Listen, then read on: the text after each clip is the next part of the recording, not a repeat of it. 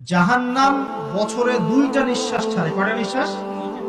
একটা নিঃশ্বাস গ্রীষ্মকালে যখন প্রচন্ড দাবদাহ চলে, ওইটা হচ্ছে জাহান্নামের নিঃশ্বাসের ফসল।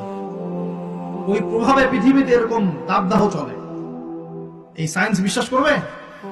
করবে না। ওর বিশ্বাসের আমার যায় আসে না। আল্লাহ পাক বলেছেন সত্য, রাসূল বলেছেন সত্য। আরেকটা হচ্ছে শীতকালে যখন প্রচন্ড ঠান্ডা, তখন শীতকালে জাহান্নামের এমন একটা জায়গা আছে যেটা কিন্তু শীতল জায়গা। জাহান্নামের পুরো জায়গাটাই কিন্তু আগুন নয়, এমনও জায়গা আছে যেটা কি খুব শীতল। ওই শীতল অংশ শ্বাস ছাড়লে এই যে পৃথিবীতে সেই এই শীতের একটা প্রভাব চলে আসে, প্রচন্ড ঠান্ডা শৈত্য প্রভাব চলে আসে।